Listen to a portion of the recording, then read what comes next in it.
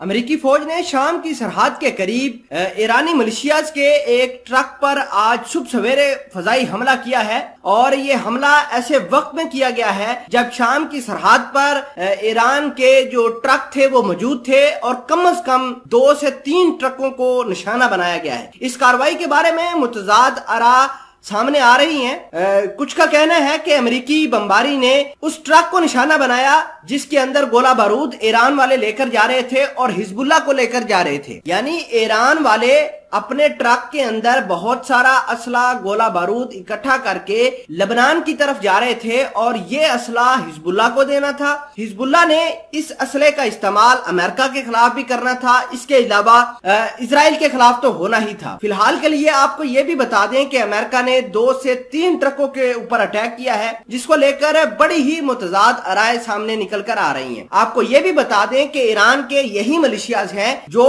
Iraq के अंदर America की फौजी कानवाय को हिट कर रहे हैं। आज भी अमेरिका के फौजी कानवाय को इन्होंने हिट किया है मिसाइलों से, इसके अलावा गोला बारूद से अमेरिका की फौजी कानवाय को दहलाने की कोशिश करी गई है। फिलहाल के लिए मामलात क्या हैं, किस तरह अमेरिका ने स्ट्रेटेजिकली ईरान के ऊपर कार्रवाई की है और ईरान किस तरह इस तमाम तर चीजों को देखता है, तमाम तर चीजें आज की इस वीडियो में हम आपके साथ शेयर करेंगे। छोटी सी गुजारिश है कि आप हमारा यूट्यूब चैनल हसना टीवी को सब्सक्राइब कर लें, घंटी के निशान को दबा लें ताकि लेटेस्ट न्यूज आप तक बर वक्त पहुंचती रहे। नाजरीन ग्रामी, ईरान का ट्रक था, उसके अंदर बहुत सारा असला गोला बारूद था। वो शाम के सरहद से दूसरी जानब लेबनान की तरफ जा रहा था कि अचानक उसके ऊपर कार्रवाइयां होती हैं और हमले होते हैं। फजाई हमले होने के बाद वो ट्रक में बहुत बड़े लेवल के ऊपर आग भड़क उठती है। तो ये बात ये साबित करती है कि अमेरिका ने जो कार्रवाई की है मुकम्मल इंफॉर्मेशन के तौर के ऊपर की है, उनको खबरें थी तभी इन्होंने की है। बाद में आपको ये भी बता दें कि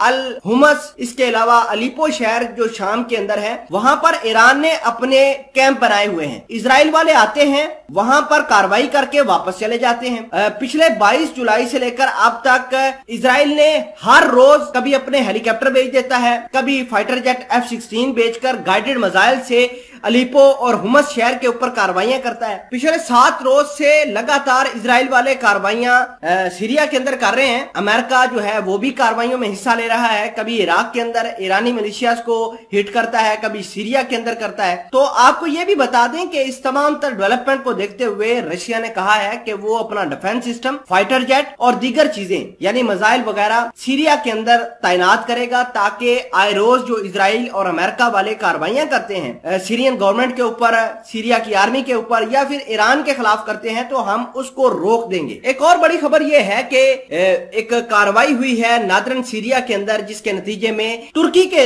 6 फौजी जाँ भाग हुए हैं और ये कार्रवाई जो है नादरन साइड के ऊपर की गई है। इतलात ये है कि ये कार्रवाई भी इजराइल ने स्पॉन्सर की थी और इजराइल ने पैसे दिए थे कुर्दों को। कुर्दों ने इजराइल के बिहाव पर तुर्की के सोल्जर्स को निशाना बनाया है। तो तुर्की भी काफी जो है भड़का है। तुर्की का ये कहना है कि वो रशिया की शाम के अंदर मदद करेगा ताकि वो इजराइल के थ्रेट को, अमेरिका के थ्रेट को खत्म कर सके।